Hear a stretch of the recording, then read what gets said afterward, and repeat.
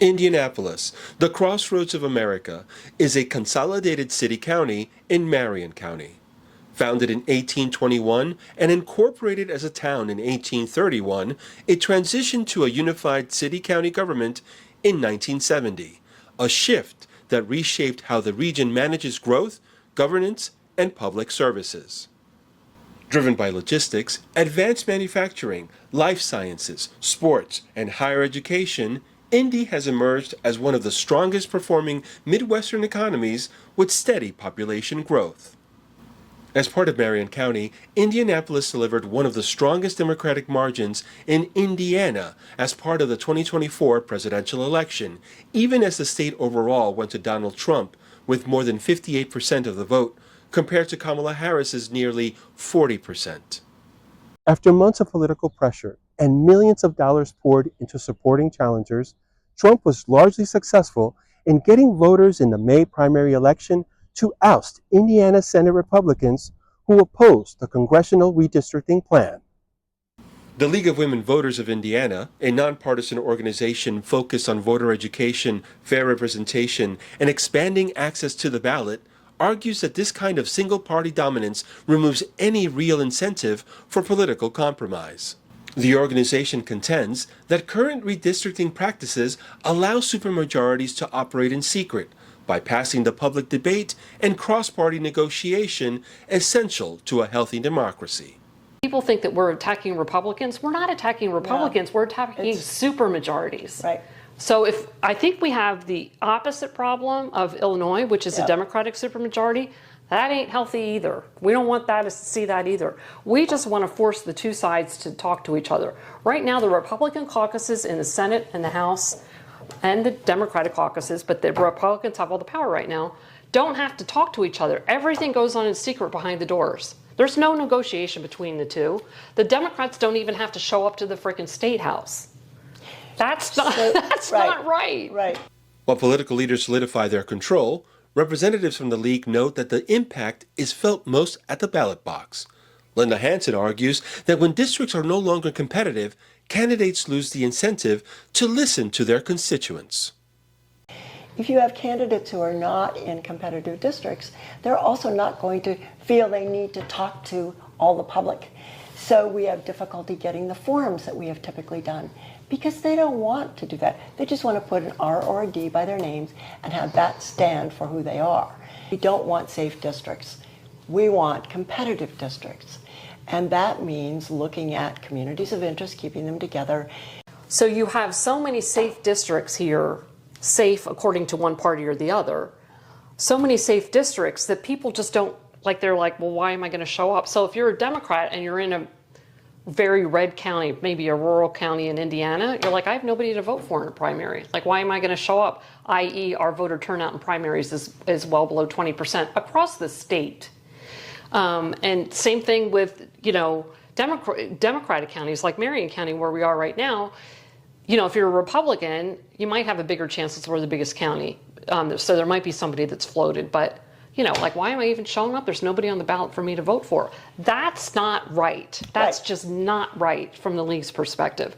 While the league emphasizes the loss of voter representation, Common Cause Indiana, a nonpartisan watchdog organization focused on government transparency and fair elections, points to a deeper flaw in the system.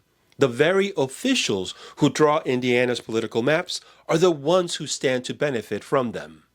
So really, it's a very straightforward concept, but the problem is we give the job to exactly the wrong group of people.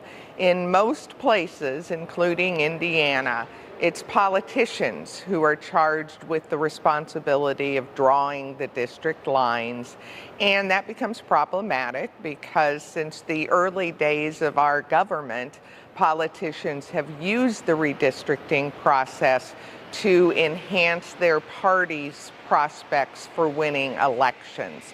So that's partisan gerrymandering, and again, it's been practiced here in Indiana by both parties.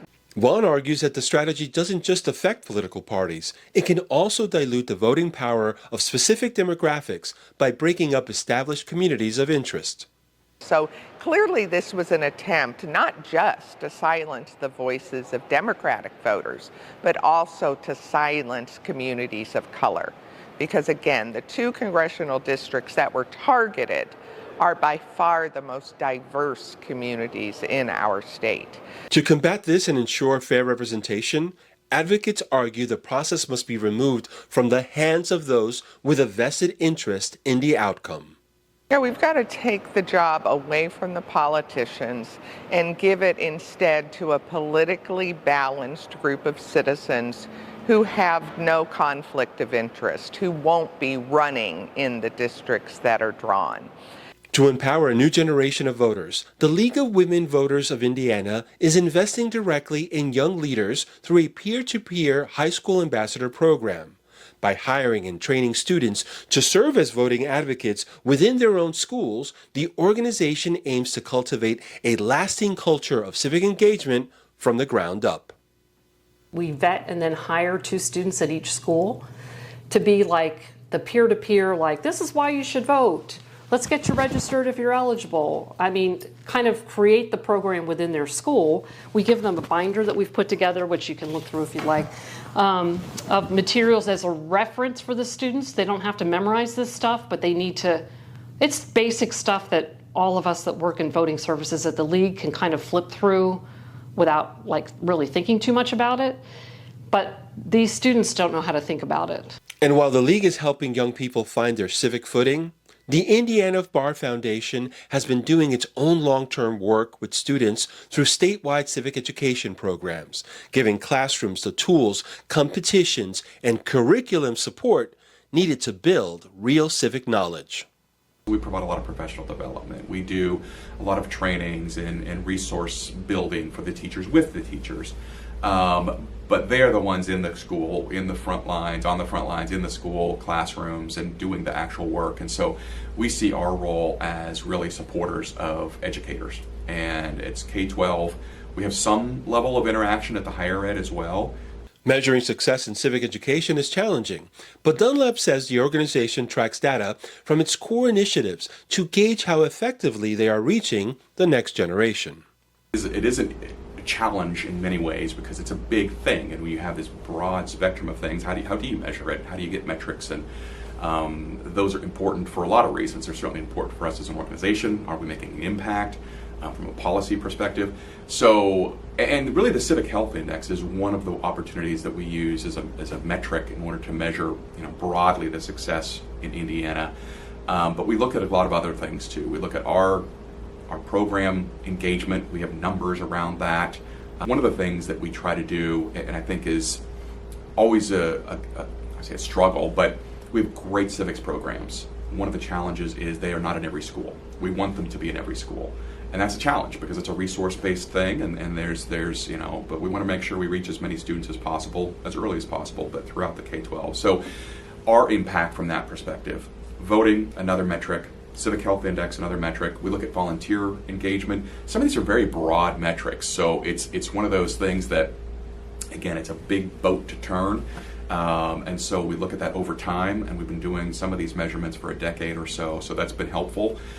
Kate Hollingsworth, a 2026 spring intern with the Indiana Bar Foundation, is part of the next wave of civic-minded young people. She and her We the People team didn't just compete. They advanced from the state finals to the national stage, demonstrating the constitutional knowledge and poise the program is known for. It's super, super unique and such a good experience that I think most students, all students really should do, no matter where you want to go, whether it could be a medical track, a law track, any kind. I think it's so important for people to gain these civic perspectives through it. Hollingsworth said young people need to find their own political voice, not inherit one from older generations or party labels. She added that real civic engagement starts with separating issues from partisanship and listening respectfully to different perspectives. I mean, I have spoken on current issues, such as, the current issues that we're having with immigration policies and ICE. But I've spoken about it in a mature manner and not derogatory towards anyone. And I, of course, had received negative feedback from some of those older members of the Republican Party, and I would respond to them in more of a mature manner, and that I understand and I take in their opinion. And I think it's really important that we don't, like I said, shut out other people's opinions. I have friends who are very much conservative. I have friends who are very, very, very democratic. But I'm able to have these conversations with them, and it kind of boosts me intellectually because I can see them from all sides of the political spectrum. And I also think it's important that we kind of differentiate social issues versus political issues. I think a lot of times people will end up tying social issues to a certain political party when that's not the case. You could identify as a Republican, but someone who considers, a Democratic kind of viewpoint, you could have that on something. I think that we've gotten very stuck to having a certain party and a certain label, when in reality, what's important is thinking about what is best for our country. In Indianapolis, Indiana, Amugo Alta.